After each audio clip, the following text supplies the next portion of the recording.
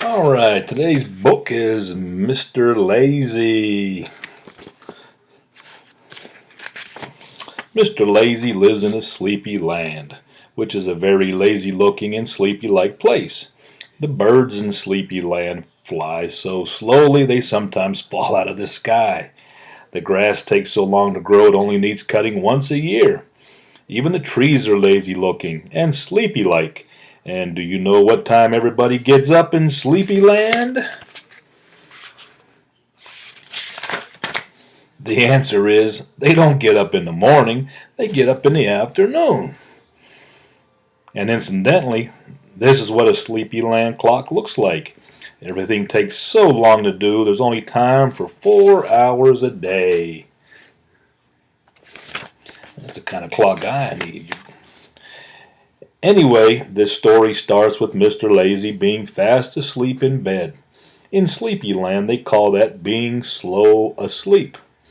He spends a lot of time in bed. It's his favorite place to be. Mr. Lazy got up very late and went to make his breakfast. We say breakfast, although it was very late in the afternoon. He put the kettle on the boil for some coffee. Kettles take 2 hours to boil in Sleepy Land. Then he toasted a slice of bread. Bread takes 3 hours to brown in Sleepy Land. Toast never gets burnt there. While he was waiting for his kettle to boil and his bread to toast, Mr. Lazy went into the garden of Yon Cottage, which was where he lived. He sat down in a chair, and you can probably guess what happened next. That's right, he yawned and yawned again and went to sleep. Suddenly he woke up with a jump, which is something that doesn't happen very often to Mr. Lazy. And the reason he woke up with a jump was because of the noise. "Wake up!" said the noise. "Wake up! Wake up! Wake up!" There were two men standing in front of him. "I'm Mr. Busy," said one of the men. "I'm Mr. Bustle," said the other. "Come along," said Mr. Bustle busily. "We can't have you sleeping all day," added Mr. Busy, pulling Mr. Lazy to his feet. "But who are you?" asked Mr. Lazy. "We're Bustle and Busy," they replied.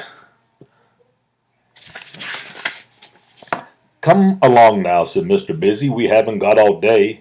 "But," said Mr. Lazy. "No time for buts," said Mr. Busy. "Or ifs," added Mr. Bustle.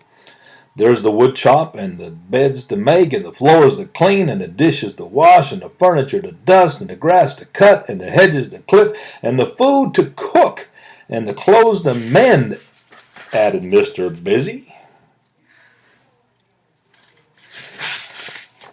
"Oh dear," groaned Mr. Lazy in a daze.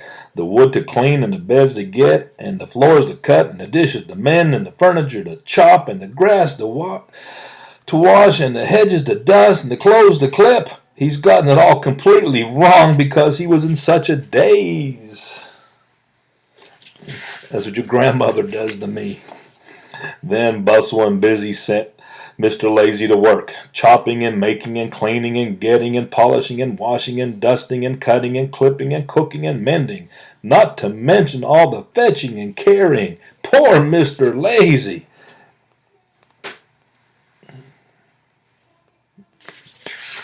He was really busy. Now they said when he finished, "It's time for a walk." And off they set on the longest walk Mr. Lazy had ever been on.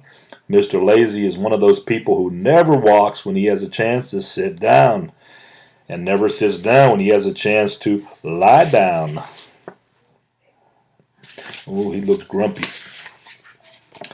But this day he had no choice. They made him walk for miles and miles and miles until he felt his legs must be worn right down to his body. Poor Mr. Lazy.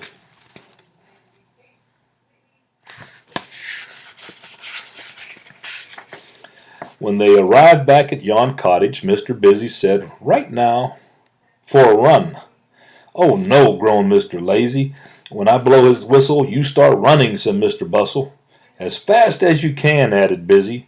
Mr. Lazy groaned a deep groan and closed his eyes. Tweet went the whistle. Poor Mr. Lazy started to run, but his legs weren't getting him anywhere. He opened his eyes and looked down to see why. And the reason his legs weren't getting him anywhere was because he was sitting on a chair in the garden, and there was no sign of Mr. Busy or Mr. Bustle. It had all been a terrible dream, and the whistle was the whistling kettle boiling in the kitchen.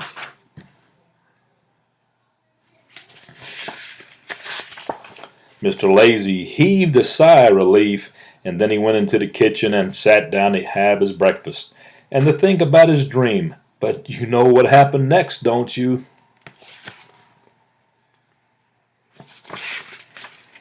Wake up, Mr. Lazy! Wake up, wake up, wake up!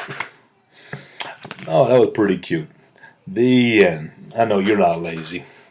Anyway, that's the book for the day. Hope you enjoyed it. Back to the attic. Love ya. Bye.